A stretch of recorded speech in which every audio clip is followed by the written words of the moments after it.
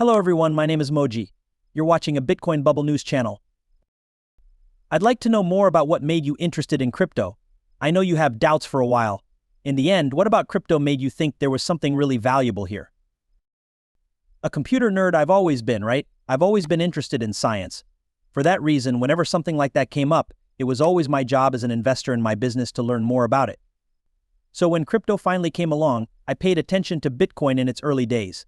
I made my first Coinbase account and took my first, oh my god, questions and tests to get free cryptocurrency. I did those in 2012 or so. Brian called me early, which was a stupid move on my part, and I didn't invest because I didn't fully understand it at the time. Still, I always tried to keep up and knew what was going on with blockchain. Then there were the trigger moments. I think it was 2018 or 2019, but I can't remember for sure, when Ethereum and smart contracts came out. That's when I thought the game really changed from a technology point of view, because external sources could set off events that let different transactions happen on their own, without any help from a person. That's important to me. I believe that makes for a lot of interesting application possibilities. Not all of them have come true yet, but we started to see a lot of them. Mark Cuban, star of Us.Thanks, has become very bullish on Bitcoin and other cryptocurrencies in the past few years. He has become one of the most public people in the crypto world, strongly supporting Bitcoin, Ethereum, and many other projects. Cuban is very excited about Ethereum because he thinks it is the best platform for smart contracts. Mark just recently spoke at the Coinbase State of Crypto 2020 Summit, where he talked to 600 institutions and businesses in the US about the future and promise of crypto. This movie gives us a rare look behind the scenes at Cuban's plans for the future and the ideas he shares with the best investors in the US.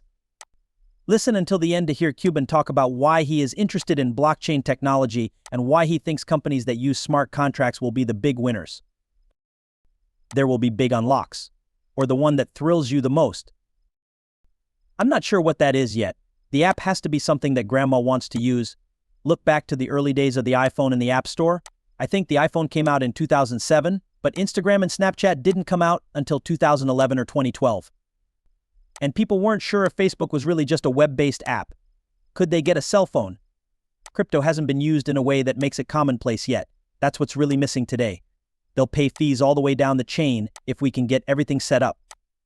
So I think there are some great uses for NFTs in the future, like ticketing and having all kinds of textbooks. There are a lot of great apps out there, but we haven't had that one app that does everything, like when we showed grandma how to post pictures on Facebook and Instagram. We need the same thing for crypto now. In the year 21, the Mavs began taking cryptocurrency as payment. No, that was a long time ago. Oh, really? It was? Yes, of course. So what do you think about it? It was around 2018 or 2019 when we first set it up and began taking Bitcoin. We were selling thousands of dollars worth of tickets and goods every month in Dogecoin when it was really popular. That was always a lot of fun. I don't mind how people choose to pay for it. You talked about ease of mind and just having knowledge with the financial system. Mark, I'm interested in what parts of the financial system you think are best suited for change by crypto and could be made better by blockchain technology in general. Technological progress has made everything possible, which is good for crypto. Kids are used to getting apps like Coinbase, Robinhood, or anything else. That's something they do all the time now.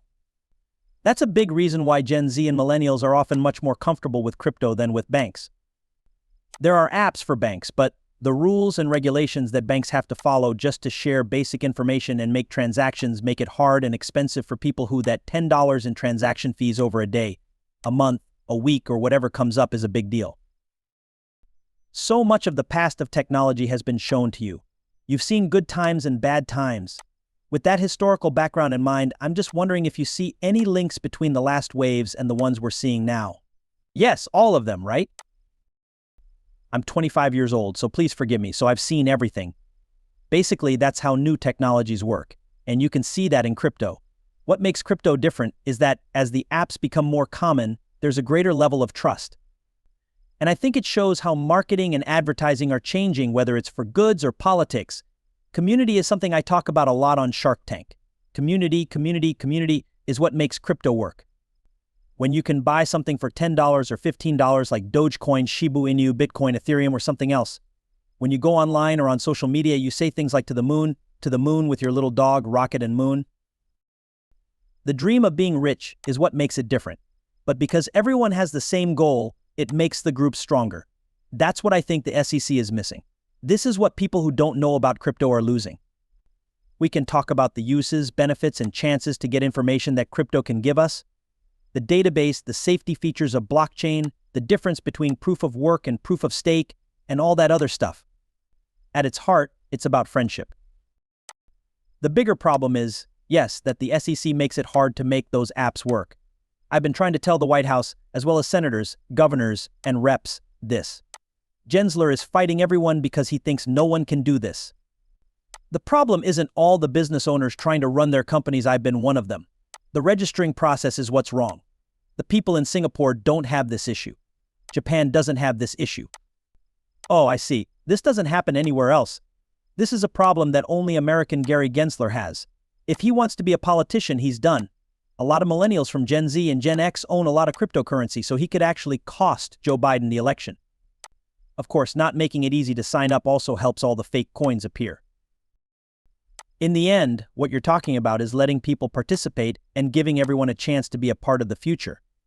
I believe that the part of the story that gets lost in all of this is that we're just talking about giving people more access and chances.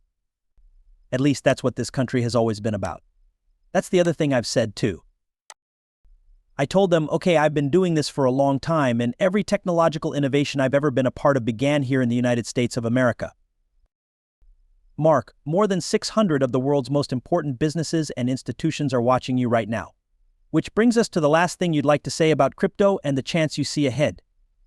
Talk to your lawmakers and don't make it all about crypto or bust. For them to really understand who your people are and why they do business with you, it's not to, get around the system. Being self-aware of both the good and bad things about yourself is very important. When you're honest about that and don't just say da da da, or to the moon you can now blame Gary Gensler. Doesn't he deserve it?